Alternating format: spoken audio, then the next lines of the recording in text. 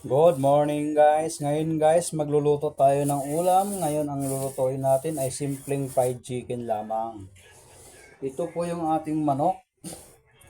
Mga wings po siya guys. Kailangan pong ipa-fried chicken ko lang siya kasi nga tinamad na ako magluto ng mga adobo-adobo. Kaya gayon guys, titimplahan ko na yung ating lulutuing fried chicken. Simple. Ang pinakamalupitang timpla sa mga Bisaya ang magpa-fried chicken. Magpa-fried chicken tayo guys ng napakamasarap na fried chicken sa buong balat ng lupa. Buhos ko lang to dito yung mga binili kong asin. Ito lang yung fried chicken guys na wala siyang crispy fry. Tanging masarap, tanging sarap lang ang meron nito. Walang katulad. Ngayon guys, magluluto na tayo. Nilagyan ko na siya ng... Ay, wala pa palang mantika yan. Bumili rin ako ng mantika, yung tag sa 10 piso lang. Bali, dalawa po yung binili ko para pag magkulang is may dagdag pa tayo. Ngayon guys, ibubuhos ko na tong panghalagang 10 pisong mantika sa ating kawali. Diba? Simple lang. Lagay mo ng ganyan. Okay. Ayan na guys. Antayin na lang natin siyang uminit para may lagay na natin yung manok na pakpak. Yung ating fried chicken. Ay, yung ating manok. Ngayon, kailangan natin siyang uminit. Idagdag ko itong tirang mantika na nagyayelo para dagdag na rin. Mas maganda pag maraming mantika. Ayun. Nilagay ko na yung mantika.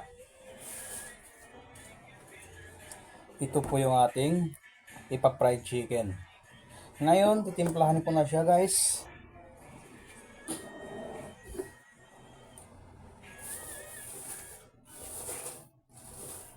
Timplahan natin ng pangmasarapang timpla. Yung hindi nakaka-high blood. Ang ating fried chicken. Ating chicken nga pakpak. Ayan na siya guys. Dagdagan ko pa ng timpla. Secret ingredients to guys. Kaya hindi mo nyo nakikita. Secret ingredients kasi siya. Sabihin ko na lang. Itong pakpak guys, nilagyan ko na siya ng asin. Tapos, buhusan ko siya ng liquid seasoning. Tapos, wala siyang crispy fry guys. Wala siyang crispy. Oh guys, ba't pumutok? Nakakabuisit naman oh. Ngayon guys, uminit na yung mantika, ay ilagay ko na yung chicken. Simpleng luto lang to ng fried chicken guys, napakasimple lang. Walang kuskus balongos to. Malalaki tong fried chicken na binili ng asawa ko. Ayan. Ilagay na natin ng marami para mabilis kang makaluto. Kasi magsasabaw pa ako ng luya. Ayan.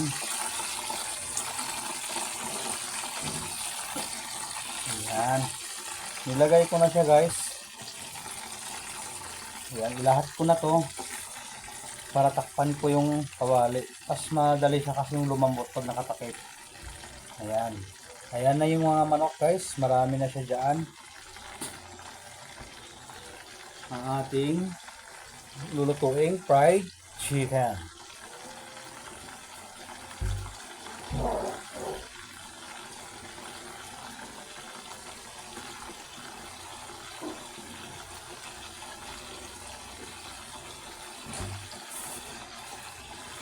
Ayan na guys, nilagay ko na. Painitin na lang natin to at mabilis lang itong maluto. Fried chicken. Okay. Ayan na guys. Tunog na yung ating pritong manok. Siguro naman hindi mahilaw yun. Kasi pinapakuluan ko. Sinakpan ko. Nasaan yung pang-ipit namin?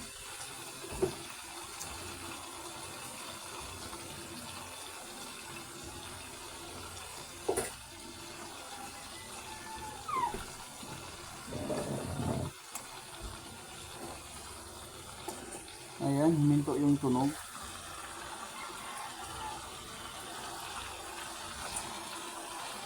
Yung nasa gitna, yun yung mauna maluto panigurado. Kasi yun naman yung mainit, yung gitna lang naman.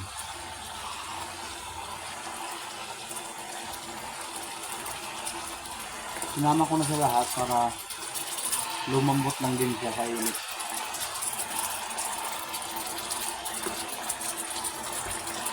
Akala mo tuloy tubig ano. Mantika lahat yan. Hindi tubig yan. Mantika lahat yan. Ang ating fried chicken.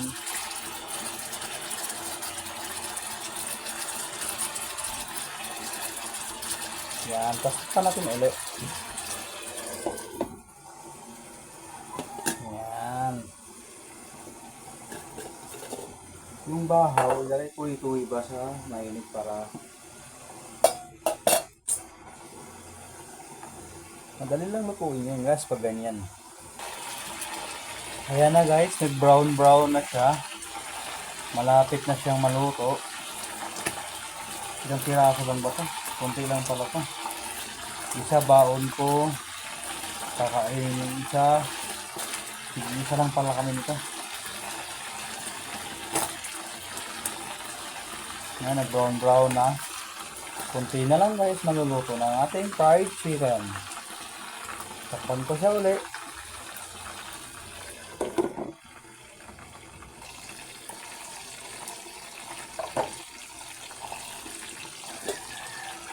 Ayan na guys. Baliktarin ko na yung iba. Kasi bunikit na. At bunikit. Kung kailan nga paluto na, saka nabibikit. Ayan o. Nasunog na o. Lumiit yung ating pakpak. Ayun nga, sunog na yung iba. Ito dumikit na oh. Ito yung unang paluto na kanina eh. Ngayon, dun paluto na siya. Ito yung ibibigay ko kay Papa. Malaki siya. Yan. Isa lang. Ngayon, palapit na siya maluto. Binaliktad ko na rin yung iba. Yung iba hindi pa. Dahil malayo po siya sa gitna. Yung gitna kasi ito guys, yun yung pinaka-init na area. Ayun. Pagkatapos nito ay magpapakulo ako ng luya. Ito ng ating fried chicken guys. Wala siya yung crispy fry, wala siyang kahit anong timplang mga powder. Ito ay napaka-simple lang na prito. Yan.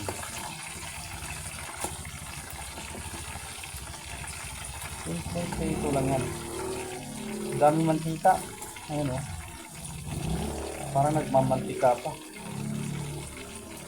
Kunting kiimbot na lang ay maluluto na talaga siya. Totally. Diba? Ayan ang ating fried chicken for today's video. Kailangan natin siyang lutuin ng maayos para po ay makain ng maayos at mabusog tayo ng maayos. Diba?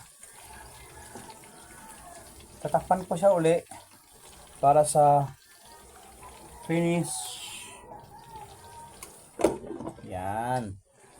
At mabilis lang to at siya'y maluluto na. At tayo ay makakain na. Okay? Kunti na lang ang ating paghihintay ay siya ay atin ang makain guys. Ayun, kunti na lang.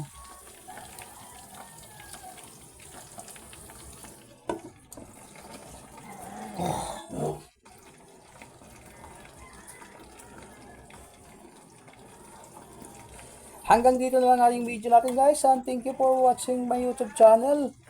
Tulungan tayo guys, mag-subscribe naman kayo sa aking YouTube channel. Thank you and God bless to all.